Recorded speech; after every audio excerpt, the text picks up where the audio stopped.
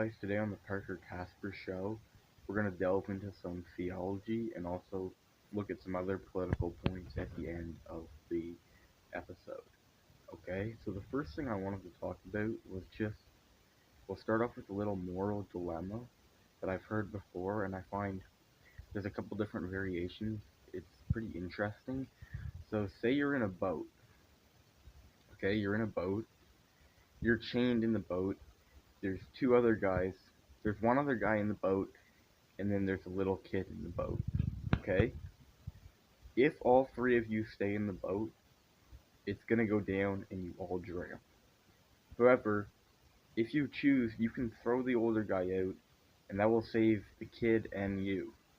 Now, with the first time people heard this question would be like, they wouldn't say you're chained, and then all Christians would say, well, and most good people, which is the right answer, is, well, I'd throw myself out and save the other two.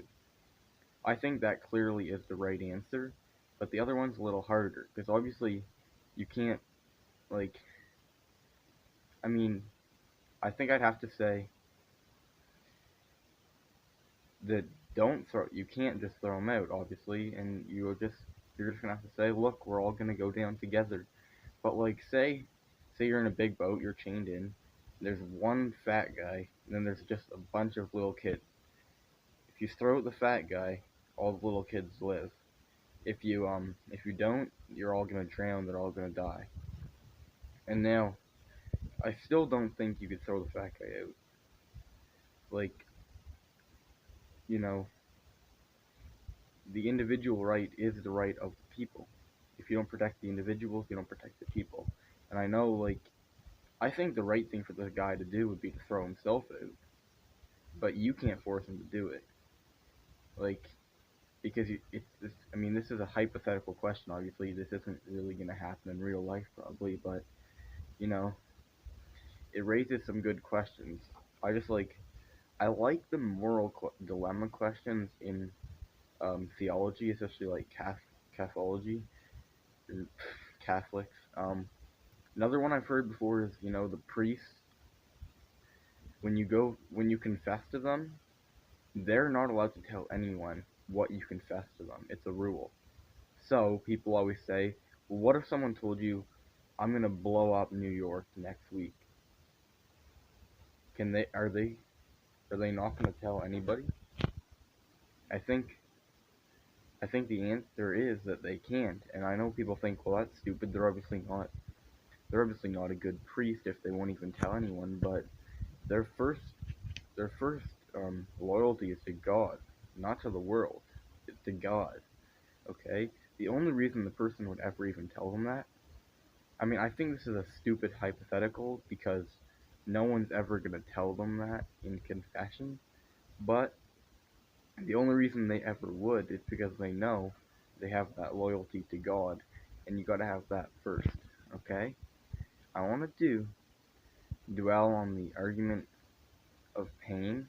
People always say, God doesn't exist because pain exists in the world, and I know, like, that's just stupid. Like, obviously you need pain because how can you get to heaven? You need to suffer here so you can prove yourself worthy when you get to heaven.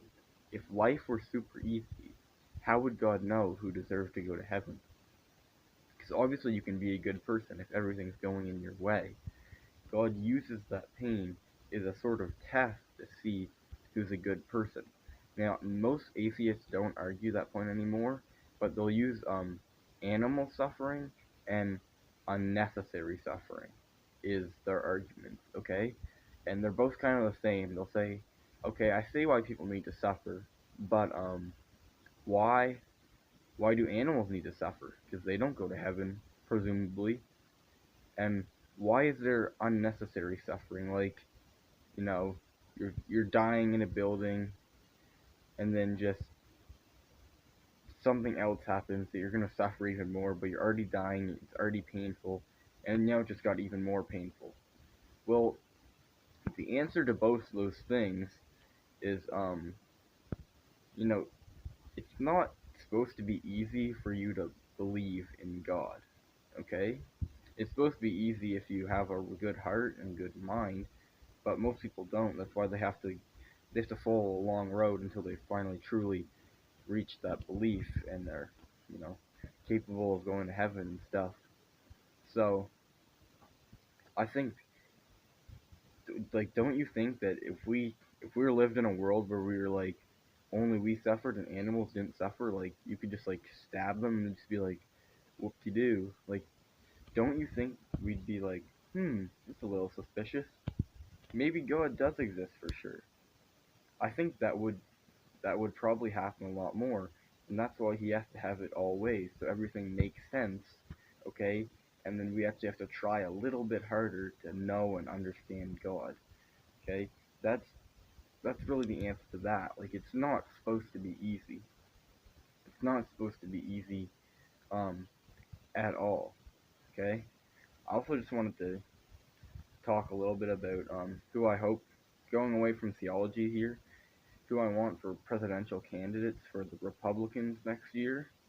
Obviously J.D. Vance. He's had a rough couple moments in the last couple of weeks, but I still think he's a good candidate.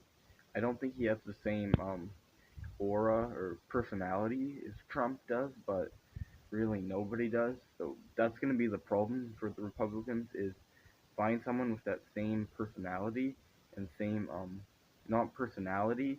You can find someone with a better personality. I like Trump, but he does have sometimes his personality's a little bad. But the point is, he has that overwhelming personality, which which probably helped him win the election. You know, that force of will. Okay, so I don't think JD has that. He has it in a way, but it's not as loud. Okay. I also really like Ron DeSantis from Florida. Hopefully he runs again for the Republican nomination. I just think he has a lot of things right, and he's smart. Okay, he'd be a good leader. Okay, I just don't know if he has the enough recognition to win. But whoever they nominate, I think they have to win, because right now the Democrats really have no good candidates. I mean, they never have any good candidates, but really right now they're really making a fool of themselves. I'm not sure if I really wanted to talk about anything else today on the show. I think I'm probably good for now. Brief lesson on theology, a little bit of talk about presidential candidates. I'm always looking for stuff to talk about, so if you have anything you'd like discussed, just drop it in the comments, and there we go. Thanks for watching. Thanks for listening. Talk to you next time. Have a great day. Godspeed.